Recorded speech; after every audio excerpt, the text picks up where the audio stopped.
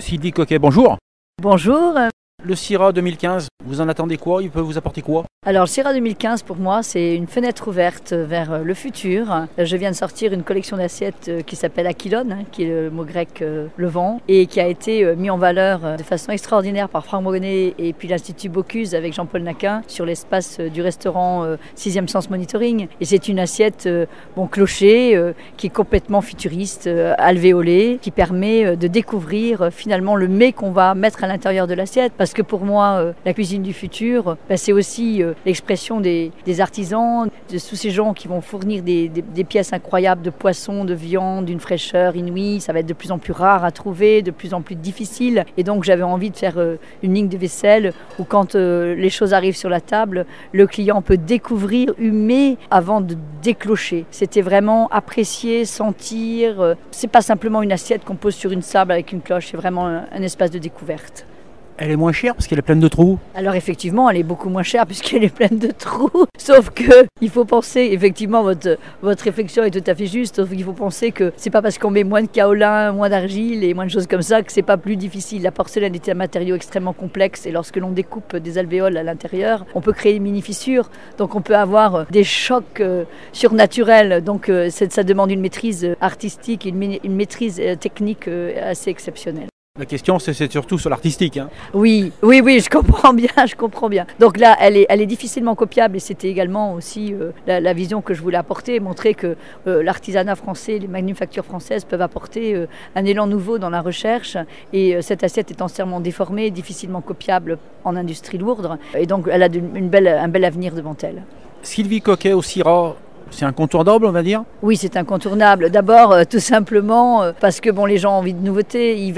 On doit sortir des sentiers battus. La France a le monde a un énorme challenge devant lui. Les chefs sont de plus en plus attirés par des nouvelles techniques, par des nouvelles recettes, des challenges colossaux. Il faut des nouvelles assiettes, il faut des nouveaux verres, il faut des nouveaux couverts. Il faut que chacun puisse s'exprimer. Chaque chef a un esprit particulier dans sa cuisine, dans son restaurant. Il faut qu'on puisse retrouver des espaces dédiés à la créativité qui collent à l'esprit du chef. Et là, Sylvie Coquet devient un peu incontournable à ce niveau-là. C'est vrai, j'espère qu'on sera de plus en plus nombreux à l'être et que de nombreuses marques pourront défier la technique et apporter aux chefs ce qu'ils souhaitent. Quand on parle grande cuisine, on pense à ce qu'on va manger, mais on ne pense pas à ce qui réceptionne la grande cuisine. Oui, c'est vrai, mais vous voulez dire dans le service? Non, je veux dire, quand on parle de, mettons, j'extrapole une côte de bœuf, la côte de bœuf, on la met pas sur la table, on la met dans quelque chose, une assiette. Donc c'est là que vous intervenez, on n'y pense pas ça. Oui, c'est un vrai travail. En fin de compte, c'est pas seulement, on mange pas du bœuf, on mange une histoire, on mange dans un contenant, on mange, et le contenant est aussi important que le contenu au départ. Il faut savoir que quand le client arrive dans un restaurant, il y va bien sûr pour le chef au départ,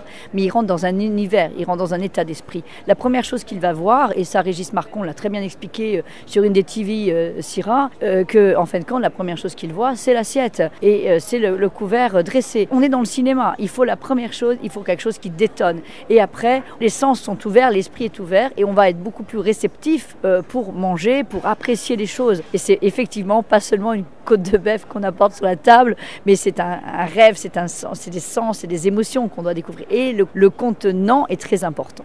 Pour faire le rapprochement avec le cinéma, vous êtes le décorateur.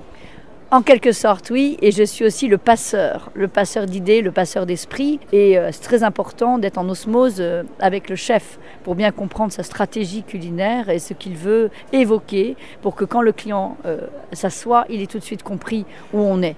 Très important de savoir où on est, où on va. C'est pas n'importe quelle assiette, n'importe quelle pièce de bœuf, pour en revenir toujours à cette pièce de bœuf, mais c'est pas n'importe quoi, c'est vraiment une stratégie.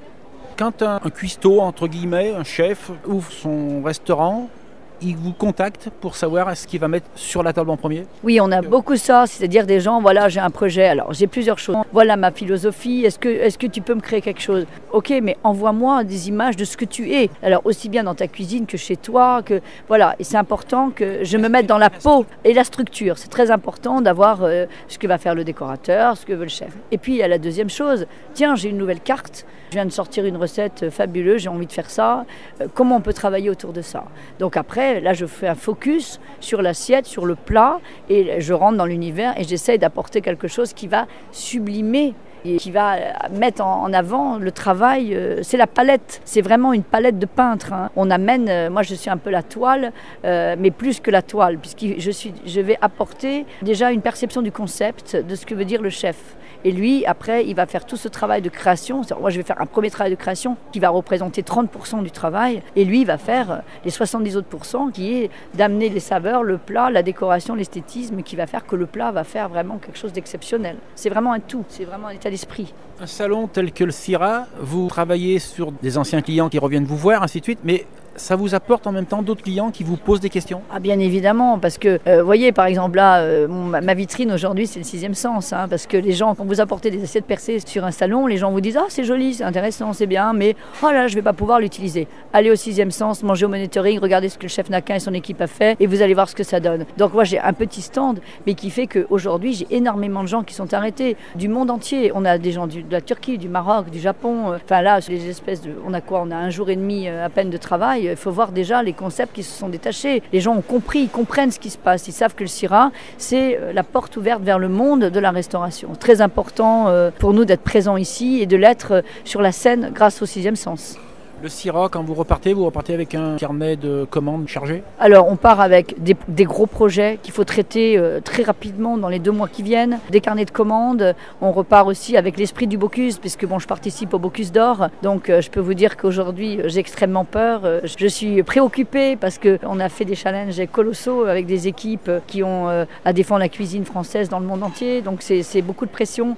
Mais évidemment, je vais repartir. Je pars déjà au bout d'un jour et demi, j'ai déjà des projets, des commandes, des choses à faire. J'ai qu'une hâte, c'est que ça se termine et que j'aille vite à mon atelier pour commencer à faire mon planning de rendez-vous et attaquer vif le terrain, quoi, voilà. Quand vous êtes dans votre atelier, vous dites vivement le prochain CIRA? Ah oui, complètement. Là, je suis déjà en train de plancher. Vous faites bien de le dire. Ce matin, j'ai eu ma première réunion. Vous voyez, on est déjà à un jour et demi. Je suis déjà avec ma première réunion 2017 pour j'ai déjà commencé à penser le stand, la façon dont on va aborder les choses. Ça y est, c'est déjà parti. Moi, je suis déjà dans 2 ans, vous voyez. J'ai pas fini celui-ci, je suis déjà dans 2 ans. C'est très important. On est comme des coureurs de compétition.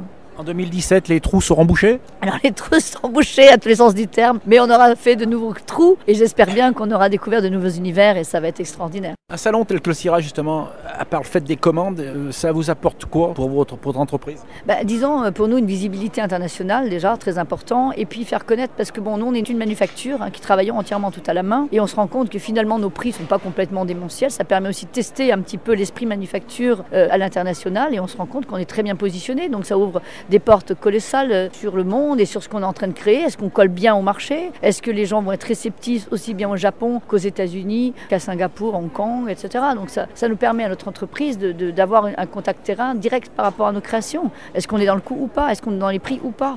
Donc c'est formidable. Très belle visibilité, très belle fenêtre. Dans le restant de l'année, il y a des CIRA bis ailleurs? Oui, bien sûr, des CIRA bis. Nous, on fait CIRA Genève parce que c'est un CIRA qu'on apprécie énormément, avec des gens extrêmement fabuleux. Je pense que nous, on a vraiment focalisé sur Lyon et Genève. Je pense qu'on va s'ouvrir vers l'extérieur. Mais comme on est dans un esprit compète et que à chaque fois, il faut surprendre tout le monde, donc du coup, il faut quand même un peu de temps pour tout réaliser. Donc je préfère faire des focus. On va voir avec les partenaires du CIRA où est-ce qu'on va aller l'année prochaine. Mais en tout cas, ce qui est certain, c'est que ces 2-là sont pour moi incontournables. Lyon, bien évidemment, numéro 1, loin devant tout le monde, bien sûr. Je peux vous demander votre souhait pour ce CIRA 2015 avant le 17? Alors le souhait, c'est que tout le monde soit content, que tout le monde s'y retrouve, qu'on ait des marchés qui explosent avec les clients qui sont courir dans tous les secteurs, que ce soit les machines, que ce soit tout ce qui se passe dans les arts de la table, mais pas uniquement les arts de la table, que tout le monde soit heureux des échanges qui sont faits ici, pas seulement Feeling Sylvie Coquet. Et puis bien sûr que mon carnet de commandes soit bien plein, ça je vous cache pas que j'en serais ravie, et que les gens aient compris la philosophie